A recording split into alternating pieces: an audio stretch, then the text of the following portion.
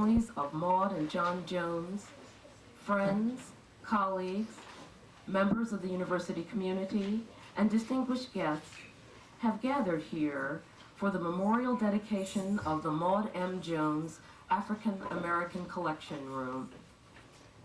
We thought that it would be fitting that the ceremony should be held during National Library Week, which began yesterday and continues through April 15th. And now, may I ask Dr. Jones to introduce members of his and Maud Jones's family? Well, we have with us today who have come in to join us in this activity.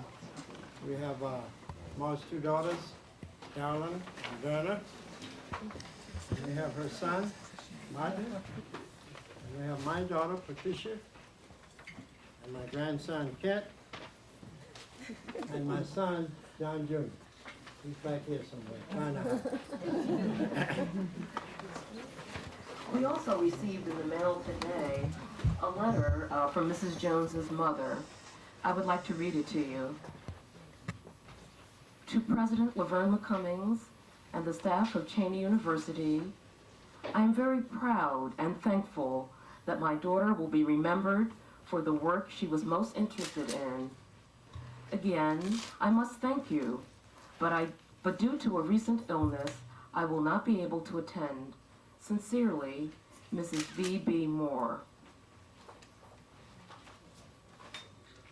To begin our program, the Reverend Lorenzo Murdoch will say a few words. Reverend Murdoch.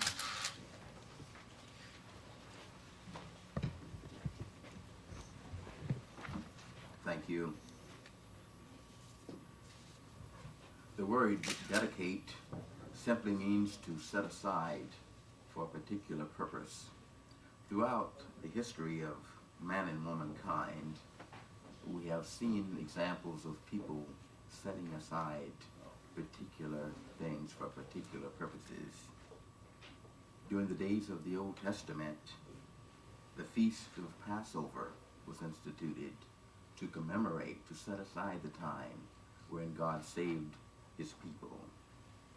It was said that Absalom, the son of David, while he was yet alive, he took a monument and he set it aside that his line, his lineage would be remembered.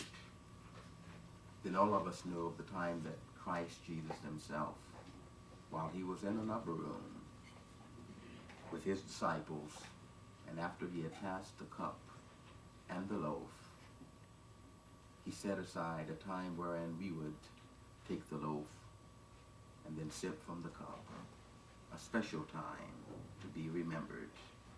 Of course, this afternoon it is proper and fitting that we set aside, we dedicate this Maud M. Jones African American Collection Room.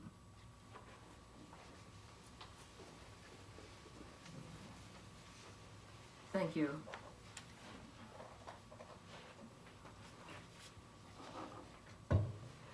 We were stunned to learn of Maud Jones's death in September and wondered how we would honor a colleague we greatly respected and sorely missed. Because of Mrs. Jones' love of African American history and literature, a lifelong interest, it was thought that naming the library's ethnic collection room after her would be a fitting tribute to her memory.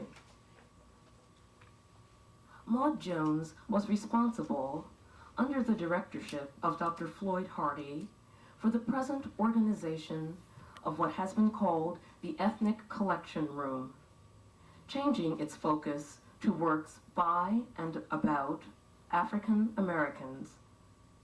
The collection is presently a modest one, numbering approximately 3,600 volumes.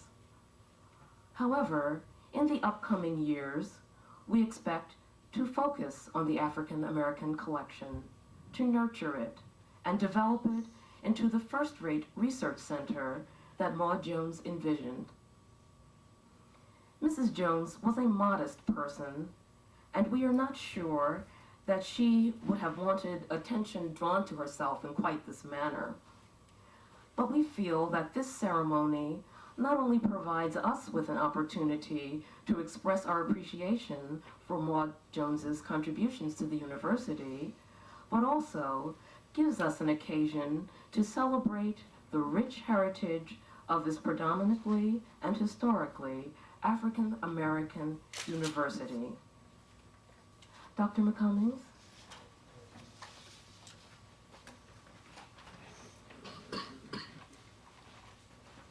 Thank you very much, Ms. Humbert, and good afternoon to all of you. There isn't very much that I can say about Maud Jones, except that when I first came to this institution 4 years ago, she was one of the people that I consulted with very often.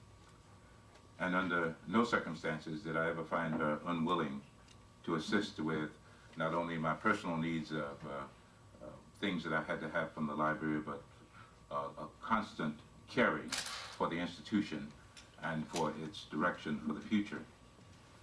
I sat thinking, because it's very interesting that this ceremony should be taking place at this time, at a time when we're talking about some additional things. In this room today, there is a gentleman who has agreed to work with us with the establishment of what I believe will be the first in the country, a gallery of honor. And certainly Maud Jones is going to be mentioned prominently and displayed in that gallery. And I'm referring to the sculptor, Reginald Bouchon. Reg, would you raise your hand so that people can see who you are? Well, we do intend to establish a gallery of honor on this campus. And one of the first people we hope to see inducted into that gallery will be Maud Jones. It will be our intentions to place this plaque outside the Maud Jones room, permanently affixed there. And when she is inducted into the gallery will always have the library as a reference point for the research that is to happen in the future. This is so important, I believe, because I think that too often now we've seen the good deeds, the hard work and dedication of people who've been responsible for charting the course of our history lost. It's our responsibility, it's our duty, and it's our commitment to make sure that that does not happen in this case. Maud Jones has contributed much to our history. We hope that the little kids yet unborn will have a chance to know about her hard work in this community, her hard work with carrying forward the legacy of the race. I'm delighted to see all of you here.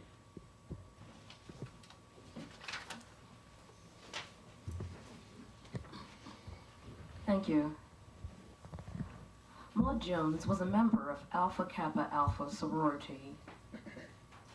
Is Mrs. Andrestine M. Robinson, president of Iota Tau Omega chapter, here?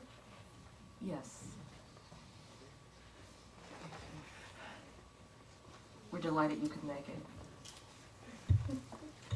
Mrs. Johnson will say a few words. Mrs. Robinson, rather.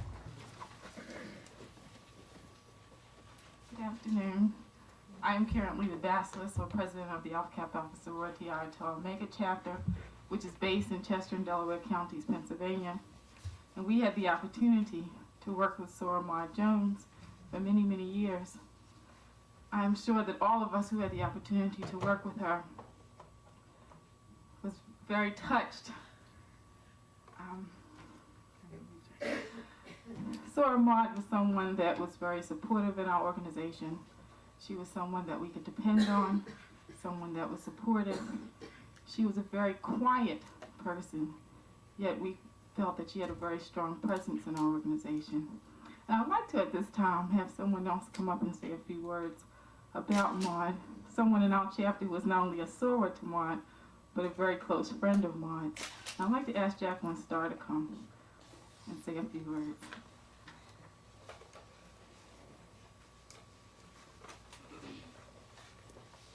Jackie had the opportunity to work with Soror Maud much longer than I did, and I'm sure knew her much better than I had the opportunity to get to know her. Let's see. From the top of my head, of course, I love Maud dearly, and I miss her very much. We had grown close as roommates. Whenever we went to national or regional meetings, we roomed together. And it was a pleasure to be associated with Maud because she was such a lady and she had such a beautiful, beautiful personality.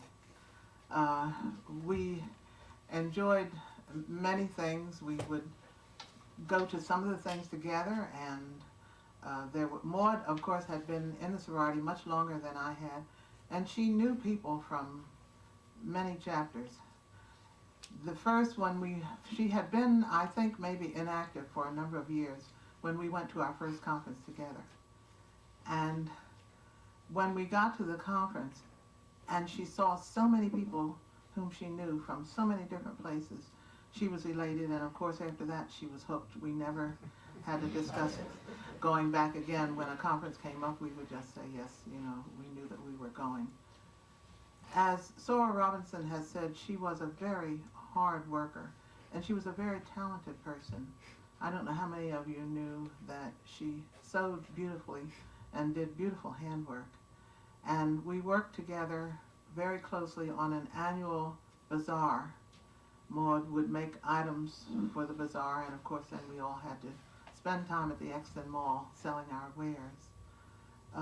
As I said, I really do miss Maud.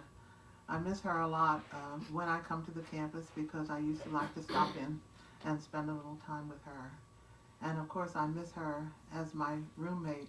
After Maud left me, I didn't go to a couple conferences because it seemed so lonely without her, even though I had many, many other people there and other sorors in my chapter, but I just felt so lonely without her. But I'm beginning now to readjust, but I always think of her and some of the funny things that we did and the things that we talked about when we were away together. I'm happy to know that Cheyney is honoring Maud and that this room will be named to carry on her name and her presence. And I hope that you will get to know as much about her as there